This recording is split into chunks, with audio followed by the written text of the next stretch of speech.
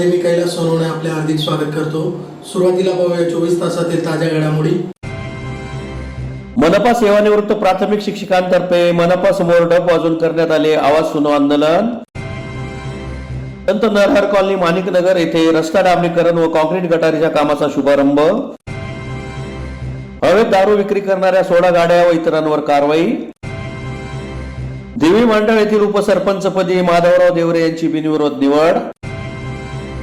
श्री दत्त जयंती निमित्त श्री गुरुदेव दत्त मंदिर येथे महाप्रसादाच्या कार्यक्रमाचे आयोजन आणि छत्रपती शिवाजी पब्लिक स्कूलचा वार्षिक स्नेह संमेलनाचा कार्यक्रम संपन्न।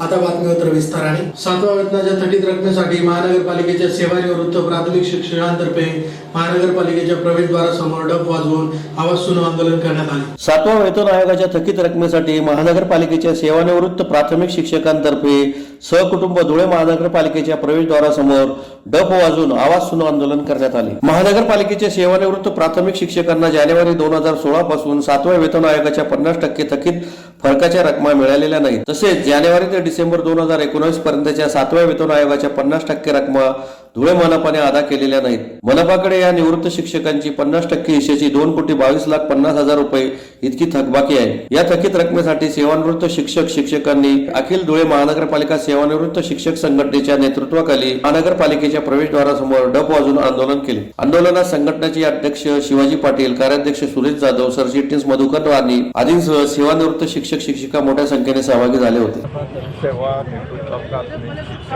वय आज बँक चालू आहे। आम्ही दर महिन्याला आमच्या थकबाक्या मागण्यासाठी घेतो, पण हे म्हणतात आमची परिस्थिती नाही, आमच्याजवळ आमच्या महापालिकेची परिस्थिती होईल चांगली तेव्हा आम्ही बघू असं उत्तरं देतात। चेक मात्र दुसरे काढतात। आम्हाला काय म्हणायचं आहे, आमचा एक टप्पा एक भाग दर महिन्याला दिला पाहिजे, पण 25% बी देत नाही दर महिन्याला थकबाकीचा। आमच्यामध्ये काही पेन्शनर 8 ते 10 हजारच घेतात, त्यांच्यावर फॅमिली अवलंबून असते। त्यांना दवाखान्यासाठी किंवा नातू किंवा कोणाच्या शिक्षणासाठी पैसा उपलब्ध करता येत नाही। त्यामुळे आमच्या अशा कुटुंबाचे इतके हाल होतात या महापालिकेमुळे। राज्य सरकार आमच्या वेतनासाठी, पेन्शनरांच्या वेतनासाठी राज्य सरकार दरमहा अनुदान 50% पाठवतं या शिक्षण मंडळाकडे, पण यांची जी परिस्थिती आहे, ज्यांनी 50% स्वीकारले की आम्ही शिक्षण हा विभाग आमच्याकडे घेतो, आम्ही 50% रक्कम वेतनासाठी शिक्षण मंडळाच्या कर्मचाऱ्यांवर शिक्षकांवर खर्च करू असं यांनी राज्य सरकारला देखील दिलं आहे। आता आपली मागणी काय? आपली मागणी आमची जी 50%ची मागणी आहे ना, दरमहा शिक्षण मंडळाकडे 50% यांनी वर्ग केलं पाहिजे, पण हे वर्ग न करता हे सरळ आमच्या लोकांना भूलथापा देतात, लबाड बोलतात आणि आम्हाला वर्षगंती आमचे 7व्या आयोगाचे 3 हप्ते 3 वर्षापासून मिळत नाही। नंतर 1 जानेवारी 19चा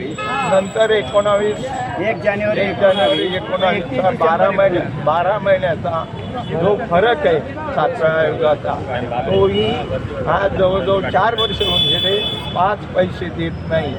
आमच्या लोकांना फक्त आमच्या ऑफिसचे अकाउंटंट साहेब यांच्याशी नीट न बोलता सरळ त्यांना परत पाठवून देतात। हे आमच्या ऑफिसवाले आम्हाला सांगतात ते देत नाही, मग आम्ही कुठून देणार? त्यामुळे आम्ही शेवटी त्यांना सांगितलं, आम्ही आता आमचं शिक्षण मंडळ दरमहा लेखी पाठवतो ते आणि आम्ही भेटी घेतो की आमच्या थकबाक्या काढा, पण यांना ते ऐकायला येत नाही।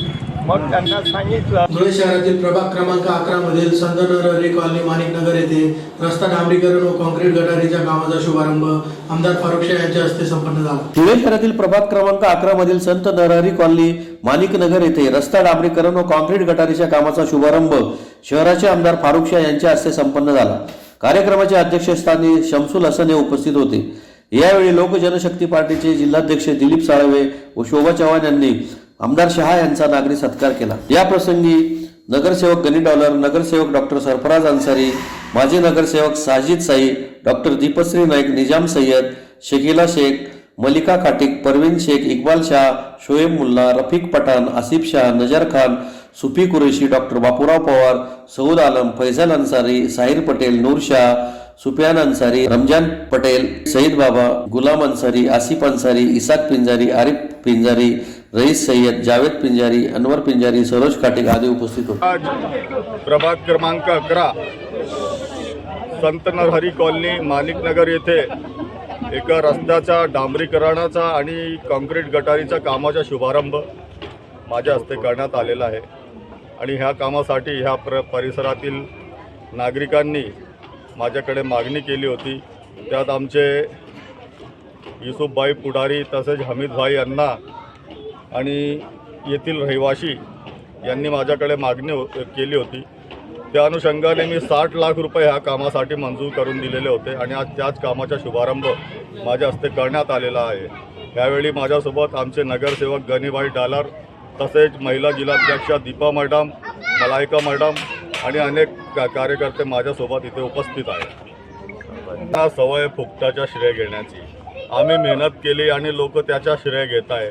आपण बघितलं असेल ते जुनं जिल्हा रुग्णालय पूर्णपणे बंद झालेला होता आणि मी आमदार झाल्यानंतर मी त्यासाठी मेहनत घेतली आणि त्याची सुरुवात केली. नंतर त्याला आम्ही 200 बेड 100 बेडहून 200 बेडची मंजुरी पण आता घेतलेली आणि येत्या नवीन वर्षात त्याची पण मी खुशखबरी आपल्या सर्वांना देणारच आहे. आता आपण बघा की जे ICU युनिटचा त्याने आपल्या पालकमंत्र्यांनी शुभारंभ केला. त्यासाठी मी 3 वर्षापासून मेहनत घेत होतो आणि सन 2020मध्ये महाविकास आघाडीच्या सरकार असताना मी त्यासाठी निधी मंजूर करून दिलेला होता आणि त्या कामाचा शुभारंभ पालकमंत्री महोदयांनी केलेला आहे.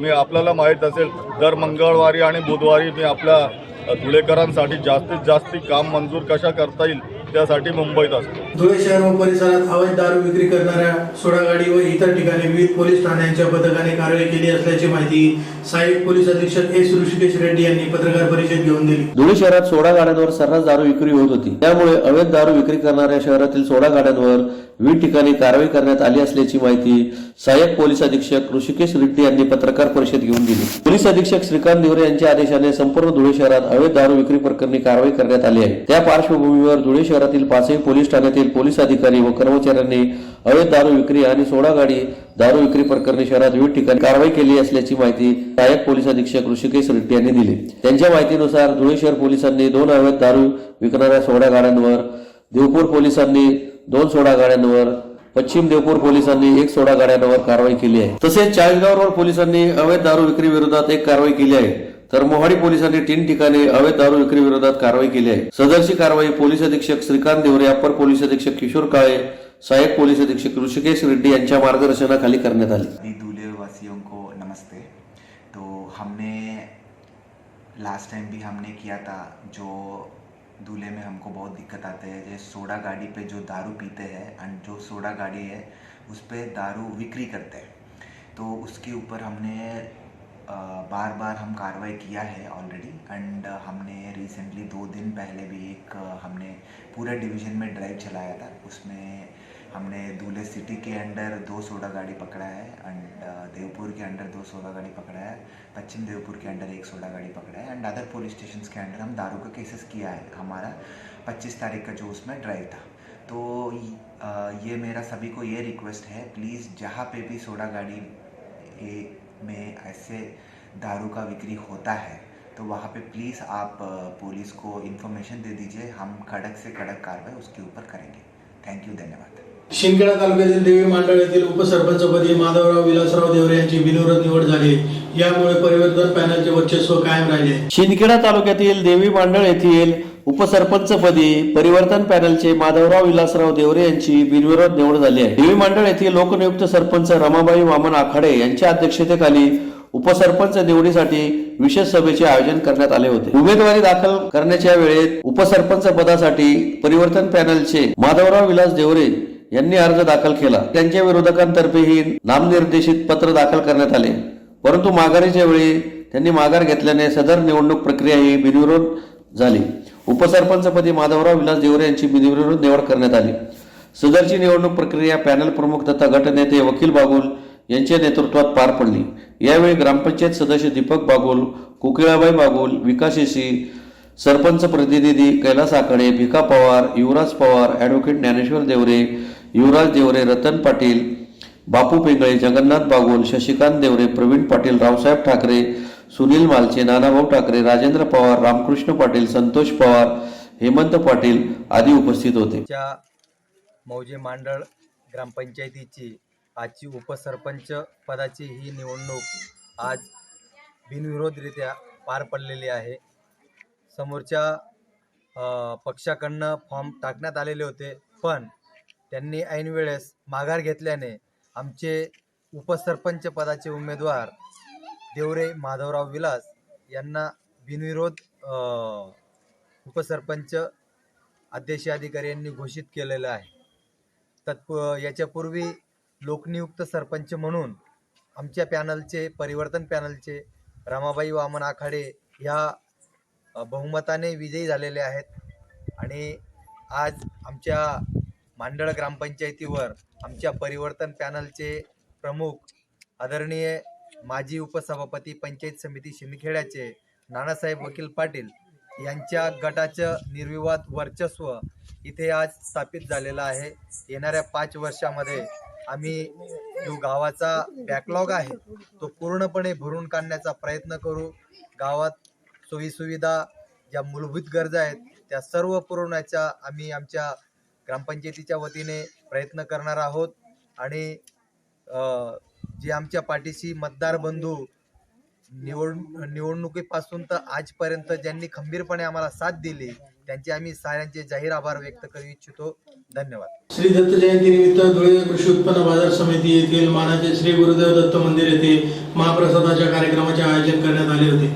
महाप्रसादाचा शेकडो भाविकांनी लाभ घेतला. दत्त जयंती निमित्त धुळे शहरातील कृषी उत्पन्न बाजार समितीमधील मानाचे श्री गुरुदेव दत्त मंदिर येथे गुरुवारी महाप्रसादाचे आयोजन करण्यात आले होते. मोटार वाहन चालक संघटनेतर्फे गेल्या 11 वर्षापासून दत्त जयंती निमित्त महाप्रसादाचे आयोजन करण्यात येते. सदर महाप्रसादाचा शेकडो भाविकांनी लाभ घेतला. यावेळी किशोर चौधरी, दिलीप साळवे, मुन्ना थोरात, राजेंद्र मराठे, शोभा चव्हाण, राजीव खाडेकर, अरुण वाघ, कुंदन खरात, नाना पाटील, छोटू करंका, मनोज वाडिले, रमेश मिस्त्री, प्रल्हाद गुजर यांच्यासह मोठ्या संख्येने भक्तजन उपस्थित होते. कृषी उत्पन्न बाजार समितीमधील श्री गुरुदत्त जयंती निमित्त हॉटेल व्यावसायिक व मोटार वाहन मालक चालक यांच्या वतीने श्री गुरुदत्त जयंती निमित्त महाप्रसादाचे वाटप करण्यात येते. सदर गुरुदत्त जयंती निमित्त हे 11वे वर्ष असून या कार्यक्रमात श्रीराम ट्रान्सपोर्ट ग्रुपचे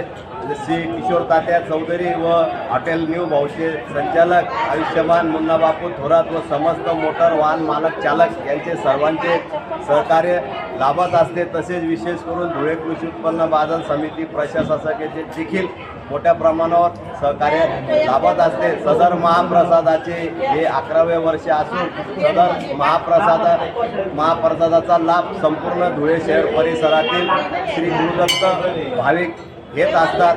यंदाचे हे 11वे वर्ष असून यापुढे देखील मोठ्या प्रमाणात महाप्रसादाचे वाटप सदर ग्रुप व मंडळातर्फे करण्यात येईल. तसेच आमच्या धुळे कृषी उत्पन्न बाजार समिती व्यापारी वर्गचे दिलीप आप्पा साळवे, शोभाताई चव्हाण तसेच मी कुंदन खरात आमचे मधुबापू चव्हाण यांचे देखील सदर कार्यक्रमास मोठ्या प्रमाणात सहकार्य लाभत असते. सदरचा कार्यक्रम हा धुळे कृषी उत्पन्न बाजार समितीच्या आवारामधील गुरुदत्त मंदिरासमोर होत असतो आणि तसेच मोठ्या प्रमाणात व एकदम उत्कृष्ट प्रतीचा महाप्रसादाचे वाटप करण्यात येते. सदरील कॉलनी परिसरातील महिला दत्त भाविक हे मोठ्या प्रमाणात येथे येऊन सदर प्रसादाचा लाभ घेत असतात. गुरुदत्त जयंती निमित्त येथे हरिनाम पाठचे देखील 7 दिवस पठण केले जाते.